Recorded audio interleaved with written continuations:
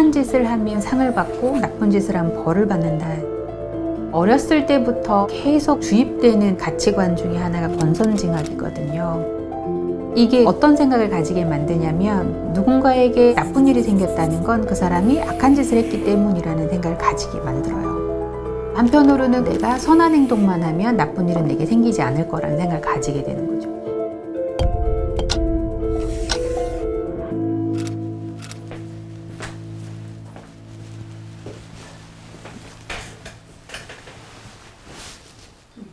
간단한 자기소개. 네, 안녕하세요. 임상심리학자 겸 범죄심리학자 김태경입니다.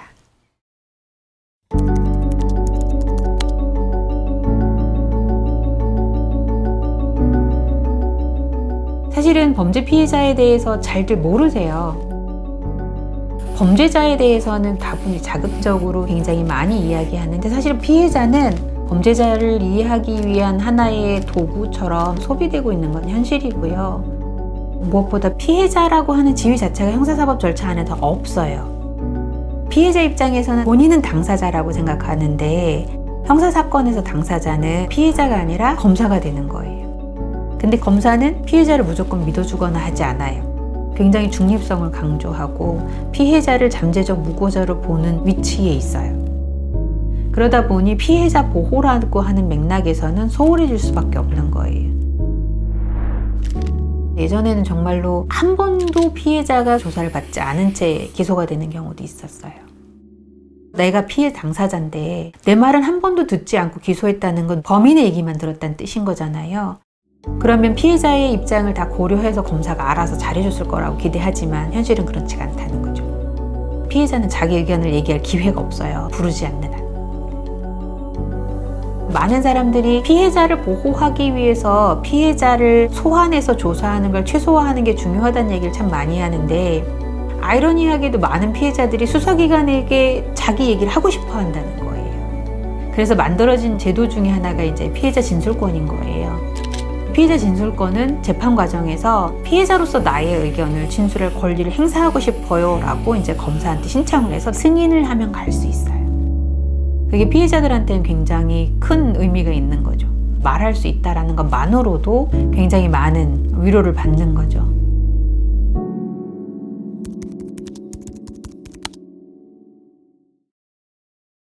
범죄 사건이 생겼어요. 자, 그러면 이제 주변 사람들의 견지에서 보면 나쁜 짓을 하지 않았는데도 나쁜 일이 생길 리는 없다는 거죠. 그러니까 피해자가 뭔가 분명히 빌미를 제공했을 거라고 생각을 하는 거예요. 그래서 마땅한 빌미가 없으면 외모에서 찾기도 하고 그 사람의 아주 사소한 습관이 마치 범죄의 원인이 됐냐 꿰어 맞추기를 시도를 해요. 저 사람이 저런 행동을 해서 범죄를 당했어. 나는 저런 행동을 하지 않으면 끔찍한 일은 내게 생기지 않을 거야. 자신의 안전감을 회복하기 위해서 피해자에게는 되돌이킬 수 없는 2차 가해를 하는 결과가 초래되는 거죠. 특히 성폭력 사건에서 2차 피해가 더 심한 것 같아요. 많은 사람들이 피해자답다라고 기대하는 건 즉각적으로 가서 고소하고 증거 채취나 이런 걸 위해서 적극적으로 조력하고 이럴 거라고 기대하죠. 근데 사건 직후에 고소하는 사례는 많아야 20-30%일 거예요. 가해자가 아는 사람인 사건이 많거든요. 아는 사람 간의 성폭력 중에는 위계비리에 대한 성폭력이 많아요. 그러니까 자기가 이걸 폭로했을 때 생길 수 있는 불이익을 생각을 안 할 수가 없어요. 근데 사람들은 그래요. 피해자면 피해자인 거지 왜 그런 이익 계산을 해? 다른 범죄도 아니고 성폭력을 당했으면 즉각적으로 고소를 하고 가해자에게 엄한 처벌을 요구해야 하고 이러는데 너는 그러지 않았어. 그러니까 피해자답지 않아. 너의 진술은 신빙하기가 어려워. 이렇게 판단해 버리는 거죠.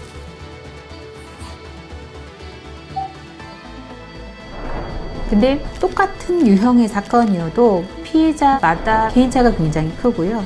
여러 가지 요소에 따라서 너무나도 다른 패턴을 보이는 거예요. 그러니까 그 피해자다움이라고 하는 건 피해자에 대해서 모르는 사람들이 추측해서 만들어낸 편견 덩어리에 불과하다는 거죠. 그것들이 이제 피해자들 고스란히 2차 피해로 작용을 하는 거죠.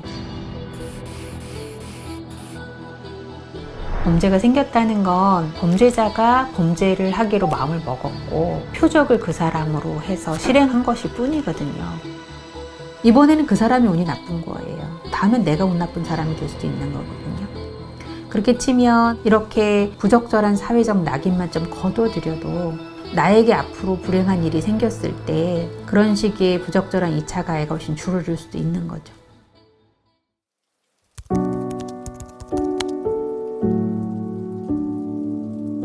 많은 사람들이 트라우마에 대해서 얘기하면서 그로 인해서 사람이 망가지는 것처럼 생각하고 극복하기 어려운 것처럼 생각을 하거든요. 절대 그렇지가 않아요. 제가 20년 가까운 시간 동안 직접 봐왔기 때문에 말씀드릴 수 있는 건데, 인간은 누구나 트라우마를 극복하고 살아나가는 데 필요한 지혜를 가지고 있다고 저는 생각을 해요. 근데 진짜 이게 그냥 뭐 입으로 하는 말이 아니라 피해자분들한테 매번 배우는 것 같아요. 아, 이렇게 고단한데 이걸 또 해내네 라는 느낌이 드는, 많은 트라우마들이 극복 가능할 수 있어요. 그것을 좀 더 빠르게 해주는 게 이웃의 돌봄인 게 분명하거든요. 제 주변에 계신 분들도 본인 주변 분들 중에 범죄 피해자가 생겼을 경우에 저한테 연락하시는 분들이 많아요. 그분을 위해서 이웃으로서, 가족으로서, 친구로서 많은 걸 해주고 싶은데 뭘 해야 될지 모르겠다는 거예요. 내가 충분히 선한 의지로 하는 언행인데 그분에게 상처가 될 수도 있을 것 같다. 의도는 좋은데 어떻게 해야 하는지를 모르는 경우가 많으신 것 같아요. 어떻게 해야 할지 모를 때는 그냥 아무 말 안 하시는 게 더 낫고요. 많은 말보다는 그냥 곁에서 묵묵하게 같이 있어 주시는 거. 가끔은 피해자분들이 많이 얘기하고 싶어 하실 때가 있어요. 그럴 때 얘기하는 만큼만 들어주시는 거. 절대 캐묻지 않는 거. 다만 이런 건 있어요. 범죄 트라우마 자체를 들어주는 게 나에게도 너무 부담스러우면 조심스럽게 얘기하고, 저희가 있으니까요. 전문기관에 찾아오시면 될 것 같아요.